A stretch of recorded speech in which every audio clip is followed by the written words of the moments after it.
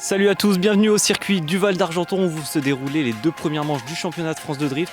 On vous propose tout d'abord de découvrir un petit peu le circuit avec nous. C'est parti.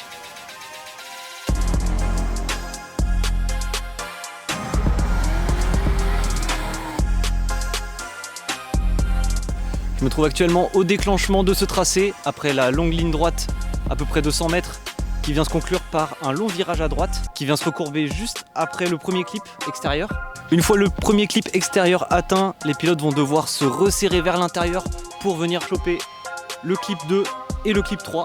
Une fois que les pilotes auront pris ce troisième clip, ils vont devoir arriver à la première transition pour arriver sur une longue ligne droite en passant également par ce quatrième clip intérieur. Une fois dans cette petite ligne droite, les pilotes vont devoir étendre jusqu'à ce clip 5 extérieur qui est assez difficile à avoir comme vous pouvez le voir sur ces images. En sortie de cette ligne droite, on arrive sur la grosse zone de freinage du circuit puisque les pilotes vont devoir rattraper ces 2 clips intérieurs pour ensuite faire une transition rapide sur ce clip extérieur. En sortie de ce virage, les pilotes vont devoir étendre jusqu'à ce clip extérieur qui va être le dernier clip avant la finish line.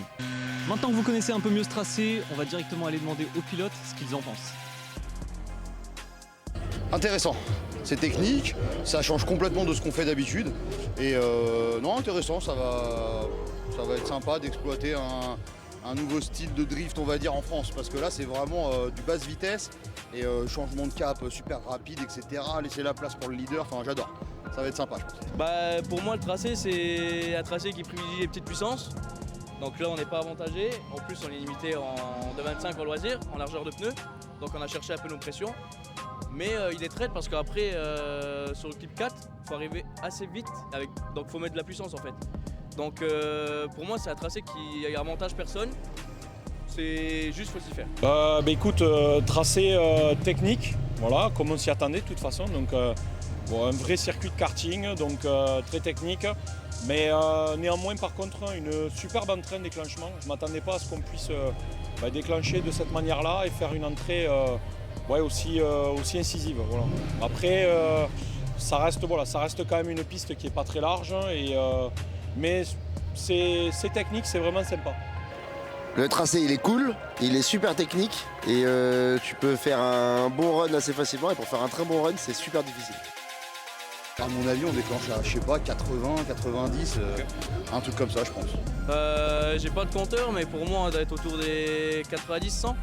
Alors ça, c'est une très bonne question parce que je n'ai pas de compteur de vitesse, donc je ne sais pas du tout, mais je dirais, à mon avis, on doit déclencher aux alentours des 90, je pense, quelque chose. Non, je sais pas parce que je mets pas de compteur, sinon j'ai peur. Ou alors le ressenti? Je dirais entre 96 et 101. De ce que j'ai pu voir aux essais, certaines grosses puissances arrivent mieux à s'en sortir que d'autres, mais il y en a, ça va pas être à leur avantage parce qu'ils laissent tout au sol.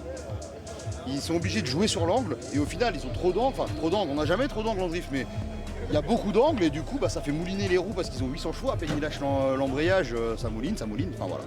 Donc je pense que là, limite, ce week-end, un mec qui a un châssis de dingue affûté avec des bonnes suspattes et 350 chevaux, il a un truc à faire. Pour moi, ça va être des grosses puissances quand même parce qu'ils vont aller chercher tous les clips, etc. Mais c'est vrai que c'est un tracé qui peut avantager les petites puissances. Je pense que les bons pilotes vont être avantagés ce week-end. Je pense qu'il n'y aura pas d'avantage à avoir beaucoup de puissance. Et je pense que ça ne sera pas un désavantage. Après, c'est comme tout, il y a toujours une puissance, je dirais, palier pour vraiment s'en sortir. Mais forcément, qui est quand même inférieur ici, comparé à un circuit comme Croix-en-Ternois, par exemple.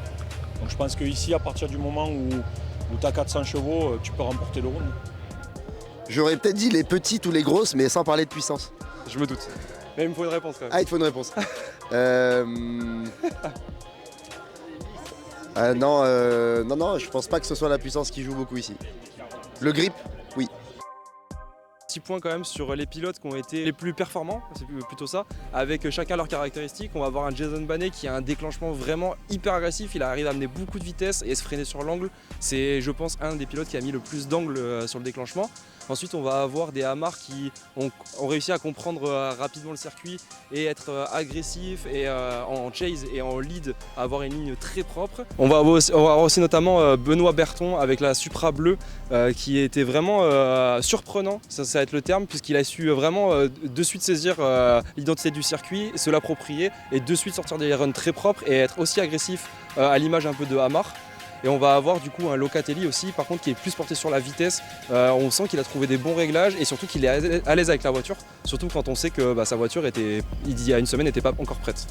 On va terminer assez rapidement cette vidéo puisque les gens travaillent et commencent à avoir un peu de bruit. Juste pour souhaiter bon courage à ceux qui vont travailler dans le paddock ce soir, notamment au team SRG avec la voiture d'Antoine Amarre qui ont une casse de cardan dans les derniers moments de la journée. Donc bon courage et je vous souhaite une bonne soirée et un bon week-end.